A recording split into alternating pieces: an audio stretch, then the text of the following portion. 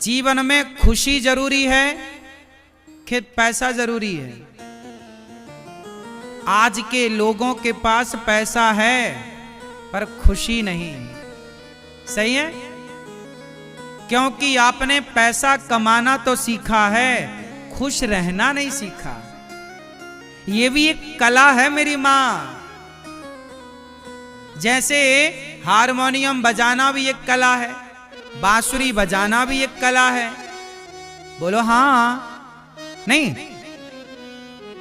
साड़ी पहनना भी एक कला है, श्रृंगार करना भी एक कला है, खेती करना भी एक कला है, बिजनेस करना भी एक कला है।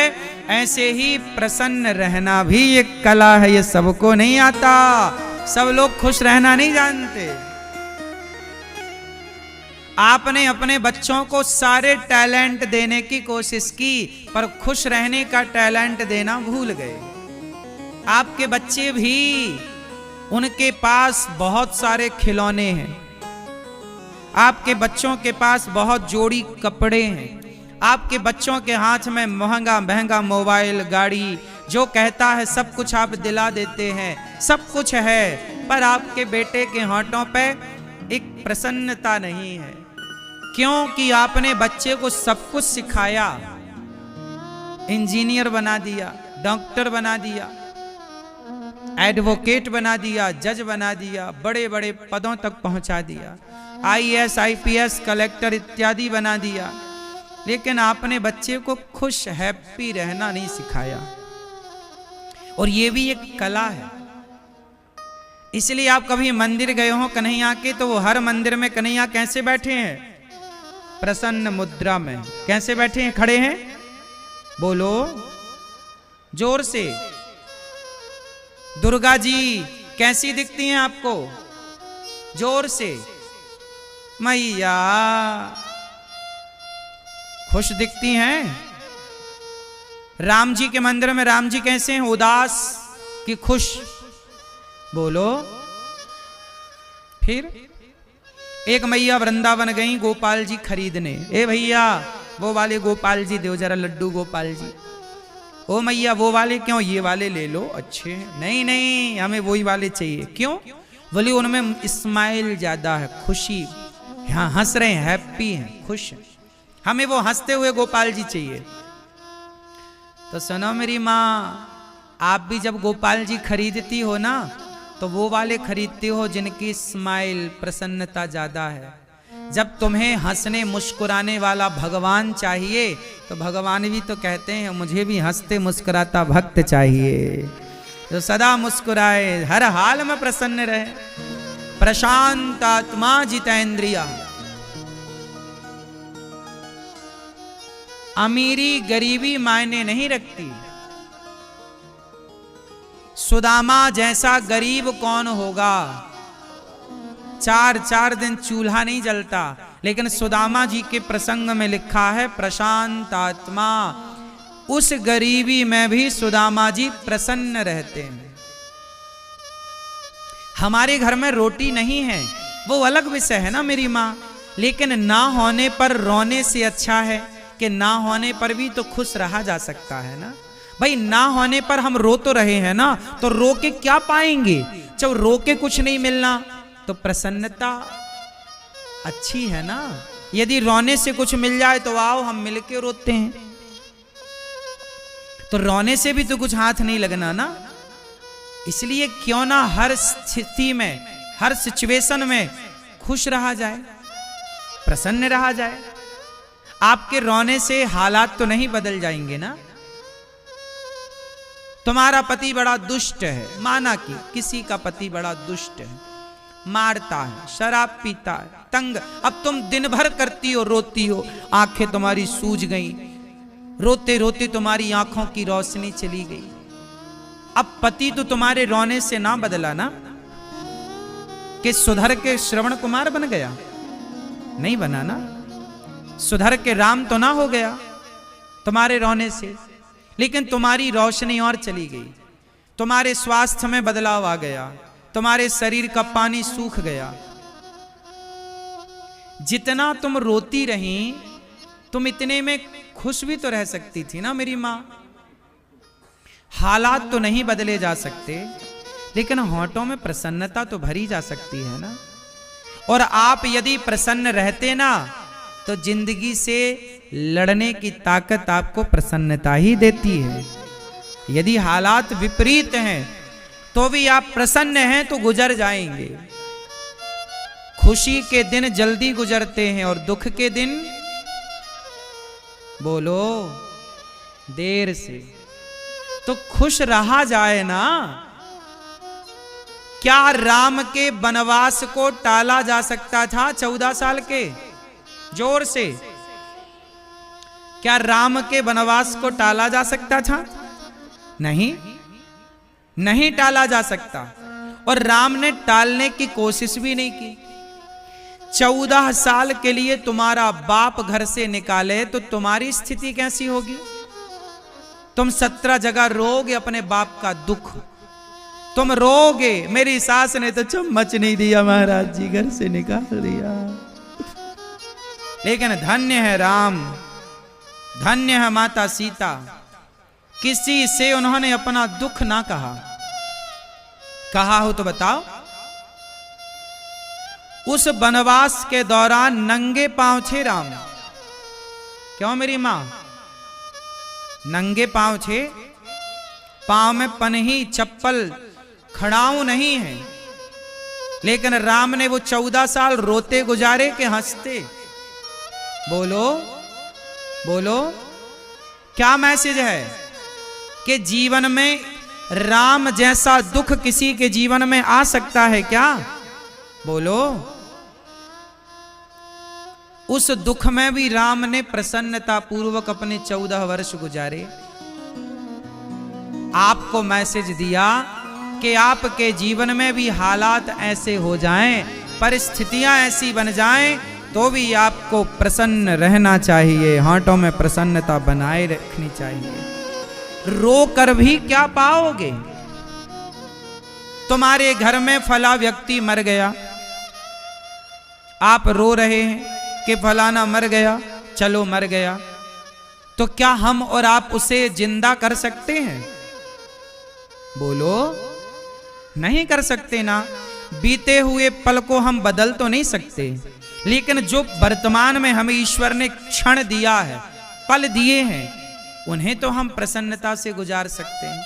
अब लोग रोते रहते हैं, फलाना मर गया, महाराज जी फलाना मर गया, रो रहे हैं, तो क्या होगा तुम्हारे रोने से? जिंदा हो जाएगा तो आओ, हम लोग रोते हैं सब लोग। इसलिए जब तुमने रोना काहे सीखा है इतना ज्यादा? रोतड़ू कहीं के, दिन भर रोते रहते हैं, दिन भर आदमी रोता, दिन भर रोता। याद रखो भक्तों, रोते को रुलाया जाता है और हंसते को, ये प्रकृति का नियम है। उदाहरण से समझो, कोई छोटा बच्चा आपके सामने रो रहा हो ना, तो आप बार बार उसे उंगली करके और चिढ़ाएंगे, वो और रोता है। बोलो हाँ। रोता बच्चा मिल जाए तो आप उसकी ओर देख देख के और उसको उंगली करेंगे, वो और बोलो और रुलाते हैं उसे। और कोई बच्चा हंस रहा है तो आप उसे उंगली करके और, हाँ ये बात सही है कि गलत है? प्रकृति का नियम है कि रोते को रुलाया जाता है और हंसते को, यदि आप हंसते हैं, आपकी होंठों पे मुस्कान है, तो भगवान आपके होंठों पे और मुस्कान भरेंगे और हंसाएंगे और खुश रखेंगे। और आप सदा रोते हैं तो आंसुओं से आंसू ही बढ़ेंगे। अच्छा एक बात बताओ, 4-6 लोग एक जगह बैठकर रो रहे हों और आप पहुंच जाएं, तो उनको रोता हुआ देखकर आपको हंसी आएगी कि रोना आएगा? जोर से बोलो। और 4 लोग एक जगह बैठ के हंस रहे हैं और आप पहुंच जाएं तो उन्हें हंसता हुआ देखकर रोना आएगा कि हंसना? फिर रोते को देख करके रोना आता है और हंसते को देख करके हंसना आता है। तो जीवन में हंसना बेहतर है कि रोना बेहतर है? बोलो। इसलिए हंसना है तो हंसते हुए लोगों के साथ रहना सीखो। हंसते रहो, आप भी हंसो, आप भी होंठों पे मुस्कान रखो और दूसरे के होंठों पे और दुख है हमारे पास लाखों, लेकिन क्या करेंगे उस दुख की चर्चा करके। अभी हम दुख बताएं तो आप रो पड़ो और आप दुख बताओ तो हम रो पड़े। दुख किसके पास नहीं है। और सुनो, दुख कहां होते हैं? वर्तमान में होता है कि बीते हुए पल में होता है, बीते हुए कल में? बोलो। अधिकांश 99% दुख आप लोग बीते हुए कल की बातें कर करके दुखी होते हैं। बोलो हाँ। जो बीत गया है उसको याद कर करके आप रोते हैं, जबकि आपके वर्तमान की स्थिति बढ़िया है। आप वर्तमान में, प्रेजेंट में खुश हैं, पर पास्ट में जाते हैं, आप भूतकाल में जाते हैं और वहां की यादें, मेरे सास ने ऐसा कह दिया था, मेरी बहू ने ऐसा कह दिया था। कहा क्या है? अभी कल आई लव यू कहा तुम्हारे पति ने, आज ही आई लव यू कहा है, वो भूल गई मेरे पति ने ऐसा कहा था। छोड़ो, है क्या ये बताओ। लेकिन आप था पे जाते हैं, है की बात नहीं करते। तुम्हारा पति कैसा है, अभी क्या है, था कैसा, वो छोड़ो। क्यों? जो बीत गया सो बीत गया। छोड़ो कल की बातें, कल की बात पुरानी। नए दौर पर मिलके लिखेंगे फिर से नई, फिर भी दिल है। इसलिए भगवान कहते हैं कि आप हंसो, ये संसार बनाया ईश्वर ने, जाओ हंसो, यहां खुश रहो, यहां प्रसन्न रहो। पर आप हैं कि क्या मजाल के जरा हंस लें। कुछ लोग तो मुंह बनाए बैठे रहते, मुंह फुलाए, थोड़ा हंस भी लिया करो, प्रसन्न भी रह लिया करो। सदा प्रसन्न रहने से क्या नुकसान है? ये भी एक कला है। कौन सी कला है? प्रसन्न रहना भी एक कला। हर स्थिति में, हम गरीब हैं कोई बात नहीं, फिर भी प्रसन्न तो रह सकते हैं। रोके भी क्या पाओगे। तो आज से कितने लोग मुझे पक्का वादा करेंगे कि हर स्थिति में आप प्रसन्न रहेंगे? कितने लोग खुश रहेंगे? मैया खुश रहोगी? हंस के दिखाओ, दांत दिखाओ अपने। लिपस्टिक तो नहीं लगी तुम्हारे दांतों में? नहीं, छुटा ली हो ना पूरी? ठीक है।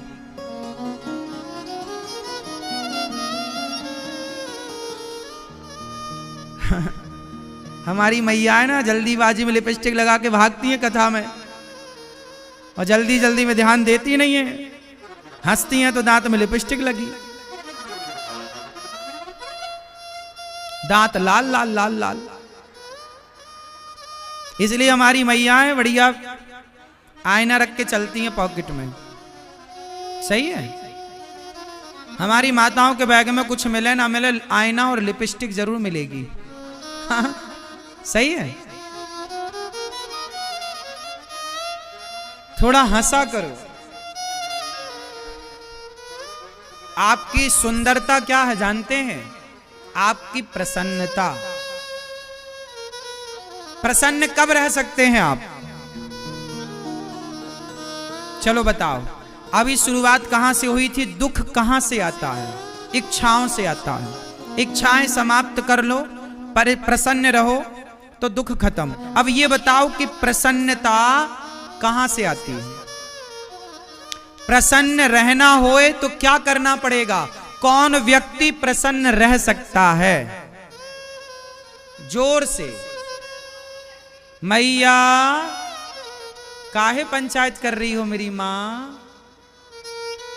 पीली मैया, पंचायती मां, ये बताओ कि प्रसन्न कौन रह सकता है? पीली मैया बताओ, प्रसन्न कौन रह सकता है? ये मैया बताएंगी हमारी पीली।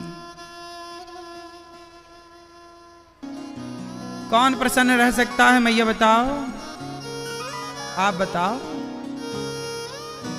जिसके पास संतोष है। क्या है? जिसके जीवन में संतोष है वो प्रसन्न है। आज संसार में जितने लोग प्रसन्न हैं वो इसलिए प्रसन्न हैं कि उन्हें जीवन में संतोष है। जितना दिया विधाता ने उसका संतोष जो है बहुत है। और संतुष्टि है तो प्रसन्नता है, और संतुष्टि नहीं तो कितने लोग ईश्वर के दिए में संतुष्ट हैं? अच्छा, आपकी हैसियत से ईश्वर ने ज्यादा दिया है कि कम दिया है? बोलो, ज्यादा है कि कम है? ज्यादा है। क्यों मैया? भगवान ने आपको आपकी हैसियत से ज्यादा दिया या कम? इसलिए ईश्वर का धन्यवाद करो। बहुत है प्रभु, हम तो इस लायक थे नहीं। आपने अंधा बनाया होता तो हम क्या कर लेते? आंखें दी, चलने को पांव दिया। आप भगवान से कभी शिकायत करते हो कि नहीं? क्यों भैया, आप भगवान से कभी शिकायत करते हो? बोलो। ओ मोबाइल वाले भैया, आप भगवान से कभी शिकायत करते हो? नहीं। शिकायत वो करें जिनके पास चलने के लिए पांव नहीं है। शिकायत वो करें जिनके पास देखने के लिए आंख नहीं है। शिकायत वो करें जिनके पास हाथ नहीं है। शिकायत वो करें जिनके पास सुनने के लिए कान नहीं है। शिकायत वो करें जिनके पास बोलने के लिए वाणी नहीं है। आपके पास तो चलने को पांव दिए, देखने को आंख दी, उठाने को हाथ दिया। भगवान ने आंखों में रोशनी दी, कानों में सुनने की शक्ति दी, तो शिकायत किस बात की? आप लोग जूता चप्पल कहां पहनते हो? जोर से बोलो मेरी मां। भैया, आप लोग जूते चप्पल कहां पहनते हो? पैरों में। लेकिन समाज में कुछ लोग ऐसे हैं जो चप्पल हाथ में पहनते हैं। चप्पल कहां पहनते हैं? हाथ में पहन के चप्पल घिसटते हैं ऐसे ऐसे। देखा कि नहीं आपने किसी को सिकंदराबाद में? क्यों? हमने हाथ में चप्पल पहन के लोगों को घिसटते हुए देखा है। आपने देखा? आप में से कितने लोगों ने देखा है ये दृश्य? देखा है सबने। सोचिए, परमात्मा ने यह दृश्य क्यों दिखाया कि देख लो दुनिया वालों, जो तुम शिकायतें करते रहते हो ना, तुम कहते हो हमारे पास तो हमारा पड़ोसी 10,000 के जूते पहनता है। अरे उसे मत देखो जिसके पास 10,000 के जूते हैं, उसको देखो ना जिसके पास जूता पहनने के लिए पांव ही नहीं है। कम से कम विधाता का धन्यवाद दो कि आपको बढ़िया पांव तो दे रखे। कम से कम आपके पास हाथ में चप्पल पहन के घिसटने की नौबत तो नहीं है। इसका धन्यवाद दो ईश्वर को। जो मिला है, एक कागज उठाना, आज एक कागज उठाना, एक कलम उठाना और कागज में लिखना कि ईश्वर ने आपको क्या क्या दिया है। आंखें, कान, शरीर, माँ, बाप, बेटी, बेटा, गाड़ी, घर, दुकान, मकान, पैसा, बैंक बैलेंस, जो जो दिया है एक उसकी लिस्ट बनाना, और दूसरे पेज पर जो नहीं मिला और जो आपकी कामना उसकी जरा लिस्ट बनाना, और फिर चेक करना खुद कि जो दिया है वो ज्यादा है या जो नहीं दिया उसकी गिनती ज्यादा है। तो जो दिया है उसके आंकड़े ज्यादा हैं या जो नहीं मिला वो आंकड़ा ज्यादा है? बोलो बोलो मेरी मां। जो मिला है उसकी संख्या जो नहीं मिला, जो नहीं मिला उसकी शिकायत लोग करते हैं, अरे जो मिला है उसका धन्यवाद तो करो कम से कम।